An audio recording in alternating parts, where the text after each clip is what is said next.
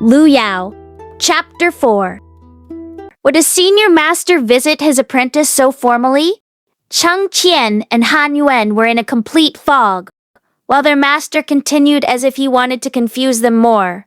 No worries. Your first senior brother is simple-minded. You don't need to fear him. Just act as I do. Wait, what did you mean by just act as I do? Anyhow, Chun Zhenren successfully transformed the mist over his two little apprentices' heads into thick soup.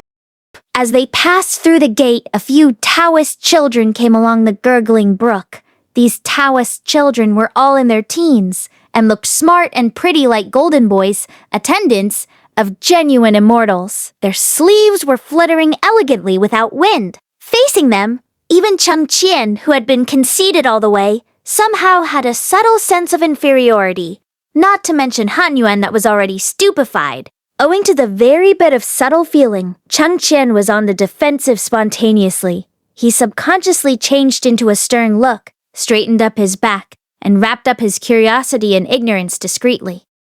The leader of the Taoist children saw Chun Zhenren from far away, and laughing came earlier than his appearance. Sect leader, where have you been this time? How did you get yourself so scrappy? Oh, where did you abduct the young masters? He said quite casually. Chian studied his every single word and phrase carefully, but failed to find the slightest respect in them, as if the Taoist child wasn't greeting a sect leader, but rather a Uncle Han from the neighbor village. Chun Zhenren didn't mind at all. He even smiled breezily. Pointing at Chian and Han Yuan, he said, "They are my newly accepted apprentices. Could I trouble you to help them settle down? Where should I settle them?" The Taoist child smiled. "This one to the south courtyard." Chun Zhenren pointed at Han Yuan carelessly. Then he lowered his head down and met Chian's eyes by accident or design. His eyes had a clear distinction between black and white, revealing a hint of innate restraint and unobtrusive fluster of unfamiliar environments. The casual smile hanging at the corner of Chun Zhenren's mouth suddenly faded. After a short while, he arranged the place for Chian in an almost solemn manner. "Take him to Side Pavilion." In fact, Side Pavilion wasn't a pavilion, but a small outlying courtyard that was somewhat secluded. On one side of the wall, there was a tranquil stream running by, while on the other side, there was a bamboo forest, which was extremely peaceful. Presumably, the bamboo forest had been here for years, for even breezes sweeping through would be dyed emerald green.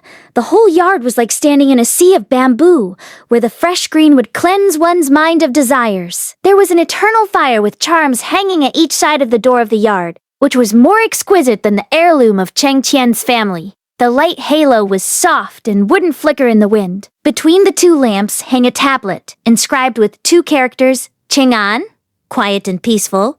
Apparently, they were written by the same person as the two characters Fuyao at the mountain waste. The tallest child guiding Chian was named Qing, nearly the same age as Chian's big brother. Qing was of medium build with ordinary features, who was the most inconspicuous among those Taoist children, but looked fairly comely when being watched attentively. He was taciturn and didn't enjoy the limelight. This is Side Pavilion, also called Kiang'an Dwelling. It's heard that sect leader once lived here, but he moved out afterwards. It was also used as chanting hall.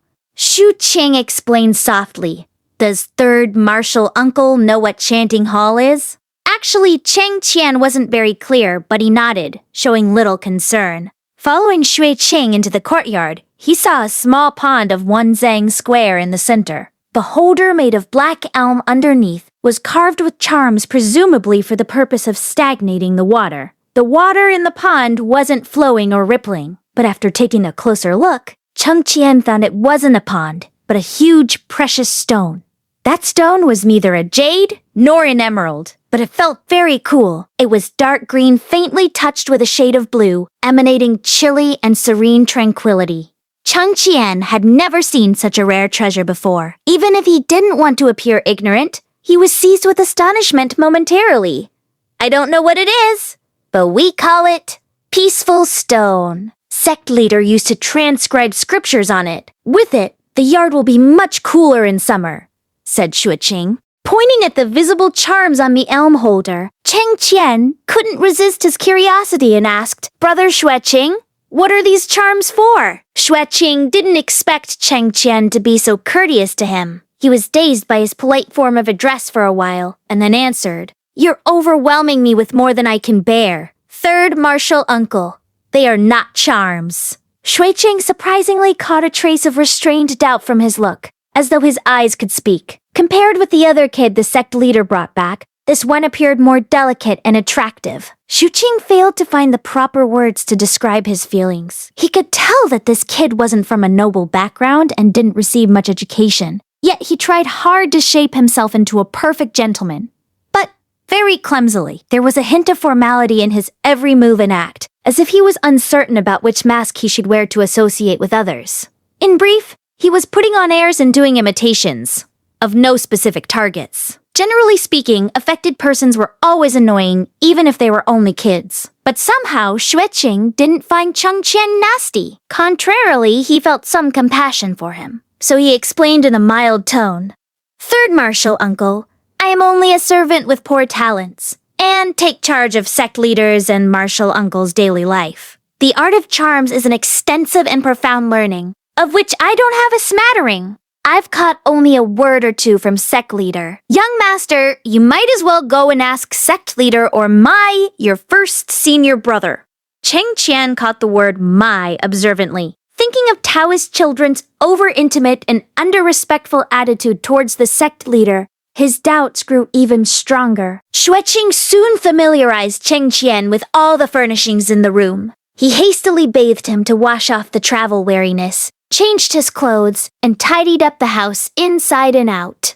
Then he led him out. Cheng Qian fished for information about his first senior brother from Xueqing, while keeping up his demeanor at the same time. Finally, he learned that first senior brother's surname was Yan, and he was named Yan Zhengming, born in a rich family. To what extent was his family rich? Cheng Qian wasn't very clear about it.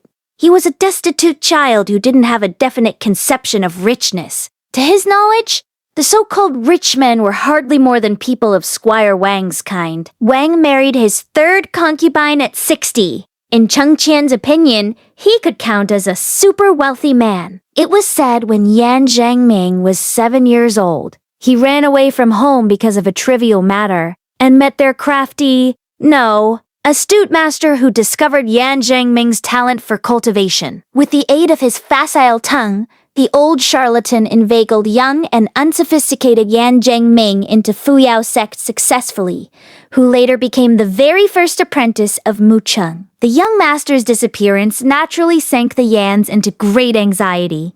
They used all their strength and finally found Yan Zhengming, who had gone astray, whether he was enticed by Mu Chun or he did so by choice. The young lord just wouldn't go home and insisted on staying and cultivating with his master as though he was possessed. This young master had been spoiled from birth. His family certainly wouldn't watch their baby son suffer with a charlatan and do nothing. Nevertheless, with several disputes producing no results, they compromised at last. They provided finance for Fuyao Sect and simply took it that they were keeping a theatrical troupe as their young master's entertainment.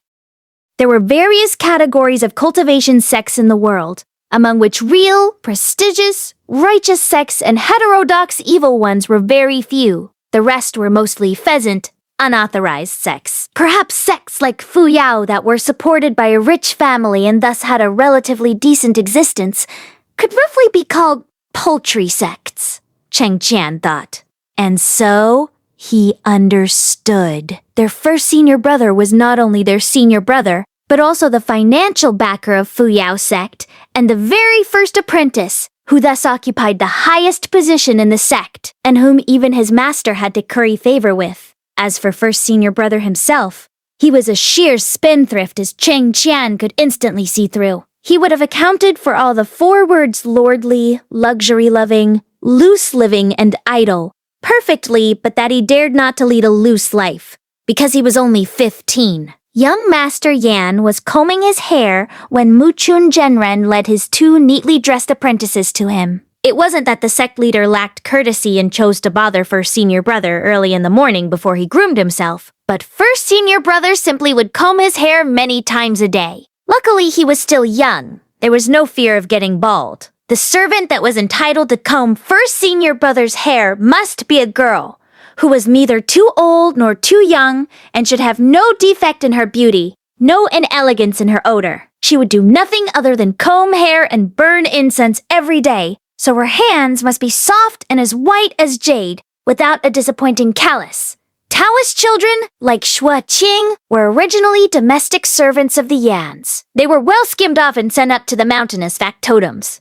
But the young lord didn't have any Taoist child around him. It was said that it was because he didn't like men very much, for they were all fingers and thumbs. Instead, his courtyard was full of pretty personal maids, as if springtime was resident there. Before entering the room, Cheng Qian gazed at his master's goatee secretly for a while, and he drew a conclusion. Master's goatee had been combed. On the way here, Xue Qing informed him that Mu Chun settled him at Qing'an dwelling because he wanted Cheng Qian to purge his thoughts and calm his mind. He felt faintly awkward in a way because he hated to admit that he had a disturbed mind. Now looking up at the tablet inscribed Land of the Tender above the door, he breathed a sigh of relief. He wasn't disturbed, but his master was so aged as to be muddled. Han Yun took ignorance as fun and asked childishly, "Master, what's written on the tablet?" Mu Chun read it to him, stroking his mustache. "Does it mean to encourage senior brother to be tenderer?" Han Yun asked again, staring at his master blankly. Hearing that, Mu Chun went pale and warned, "You mustn't have your first senior brother hear that." Seeing the honorable sect leader flinched like a stray dog with the tail between its legs, Cheng Qian and Han Yen thought alike for the first time. Outrageous! Total disregard for the order of seniority. Thinking so, they took a look at each other and saw the shock on the face. Thereupon, they tucked their tails as their master did quickly and acquired the most important skill of Fuyao Sect.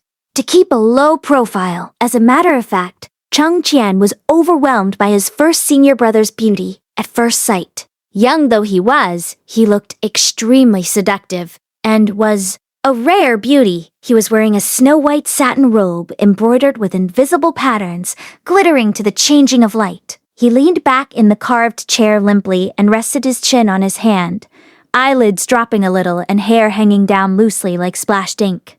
Hearing the footsteps, Yan Zhangming raised his eyelids indifferently. His canthi were slim and curled up like a stroke of light ink, radiating rays of haughtiness and effeminacy. Seeing his master, he showed no intention of standing up and sat still on the chair. Then he asked sluggishly, "Master, what did you bring back this time?" He seemed to be a late developer compared with his peers, as he still sounded like a juvenile in an androgynous way, with the tone of a pampered kid. But what was incredible was that there just appeared to be nothing strange in his androgyny. Putting up a smile on his face and rubbing his hands, the sect leader introduced, "Well, this is your third junior brother, Cheng Qian, and this is your fourth junior brother, Han Yun. Both are small and immature. From now on, as their first senior brother, you should take care of them for me." Hearing Han Yuan's name, Han Zhongming seemed to twitch his eyebrows and cheeks slightly. He condescended to shoot a glance at his fourth junior brother from under half-closed lids, and then immediately looked away, as if his eyes were polluted. "Han Yuan," first senior brother commented slowly, seemingly dissatisfied. "You really lived up to your name and suffered an ugly look." Yan Zhengming left him aside and turned to Cheng Qian. "That boy," he said, "come over here." End of chapter. What? What a place to end. No way. I can't wait for next chapter. I will bring it soon. Bye-bye.